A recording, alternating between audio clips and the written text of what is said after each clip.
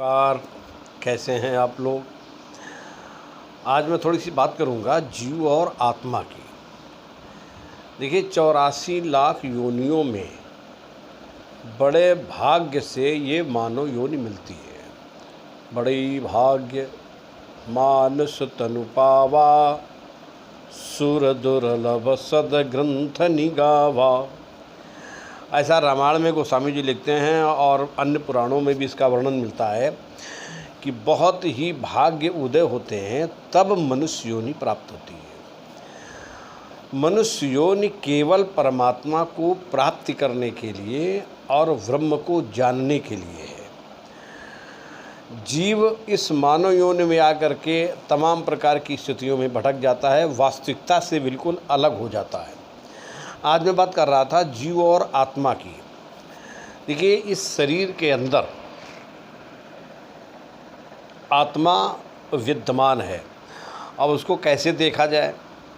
समस्या इस बात की है कि आत्मा अगर शरीर के अंदर है तो कैसे देखें। जैसे एक अंधेरे कमरे में एक खूंटे में रस्सी टंगी है, अगर कोई देखने वाला व्यक्ति जाता है तो अंधेरे के कारण वो रस्सी दिखाई नहीं देती है, तो वो रोशनी लेकर के जाता है, टार्च वगैरह की कोई रोशनी लेके जाएगा तो वो रस्सी दिखाई देती है। ऐसे ही हृदय रूपी कमरे में अज्ञान रूपी या माया रूपी अंधकार के कारण वो आत्मा रूपी रस्सी दिखाई नहीं देती है।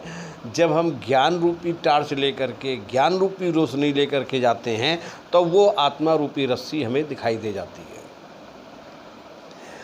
अब मैं बात कर रहा था कि जीव और आत्मा की क्या स्थिति है। अब आप देखिए, मैंने ऐसा भागवत जी में पढ़ा है, हृदय रूपी घोंसले में, ये अध्यात्म है। हृदय रूपी घोंसले में दो पक्षी रहते हैं, एक जीव और एक आत्मा। ये इस घोंसले में दोनों रहते हैं और दोनों एक दूसरे को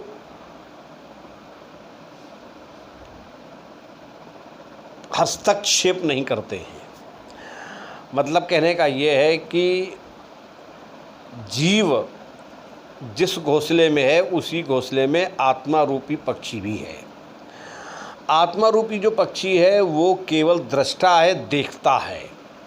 आप क्या कर रहे हैं उससे उसका मतलब नहीं है। अगर आप कोई गलत कार्य करते हैं तो एक बार वो मना करता है। अगर आप उसकी बात मानते हैं तो ठीक है, नहीं मानते हैं तो वो साइलेंट हो जाता है। और ऐसे में यहाँ पर वो स्थिति पैदा होती है कि वो आत्मा केवल मात्र दृष्टा बन करके रह जाता है। देखिए मैंने एक दिन और बताया था कि शरीर में 5 कर्मेंद्रियां हैं, 5 ज्ञानेंद्रियां हैं, 11वां मन है, 4 चतुष्टय है, मन बुद्धि चित्त और अहंकार। शरीर का संबंध इंद्रियों से, इंद्रियों का संबंध मन से, मन का संबंध बुद्धि से, बुद्धि का संबंध आत्मा से और आत्मा का संबंध परमात्मा से है। जो जीव और परमात्मा में भेद है उसे कहते हैं द्वैत भाव, और जीव परमात्मा का भेद समाप्त हो जाता है उसे कहते हैं अद्वैत भाव। मैं इस बात को कह रहा था, जैसे ये मन है, मन इंद्रियों का राजा है। मन एक जगह स्थिर नहीं रहता है। मन की संज्ञा पीपल के पत्ते से दी गई है। जैसे थोड़ी सी हवा में पीपल का पत्ता हिलने लगता है, ऐसे ही विषय विकार रूपी हवा के कारण ये मन भी हिलने लगता है। पीपर पात सरिस मन डोला, पीपल के पत्ते के तरीके से मन हिलता रहता है। और दूसरी बात, जैसे ये मन स्थिर नहीं हो रहा है ऐसे ही व्यक्ति बिना कर्म के रह नहीं सकता है। प्रत्येक समय जीव ये कर्म करता ही रहता है।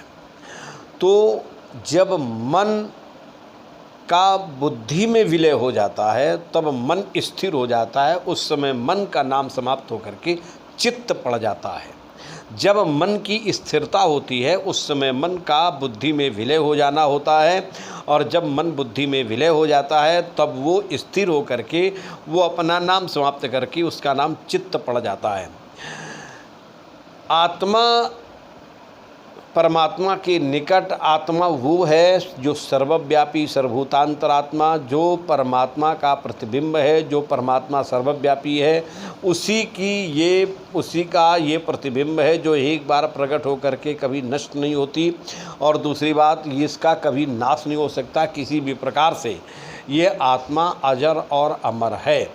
तो मैं ये कह रहा था कि हृदय के अंदर जो दो घोंसले हैं जिसमें जीव और आत्मा रहती है, तो आत्मा तुम्हारे कर्म का दृष्टा है, लेकिन जो जीव कर्म करता है वो उसको फल को स्वयं ही भोगता है।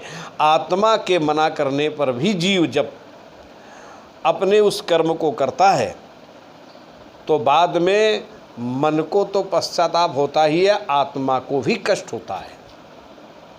तो मेरा कहने का मतलब ये है कि आत्मा जो अपना परम मित्र है, जो सच्चा मित्र है, उस आत्मा की बात को हम लोग मानें और आत्मा को हम वो स्थान प्रदान करें और उसकी गरिमा को बनाते हुए, उसकी महत्व को समझते हुए, उसकी बात को मानते हुए अगर मैं आगे बढ़ूंगा तो निश्चित ही मुझे धर्म का मार्ग दिखाई देगा और धर्म के मार्ग पर चलते हुए अच्छी स्थिति में पहुंच सकते हैं या ईश्वर को भी प्राप्त कर सकते हैं, सन्मार्ग पर आगे बढ़ सकते हैं और हम लोगों की सद्गति हो सकती है।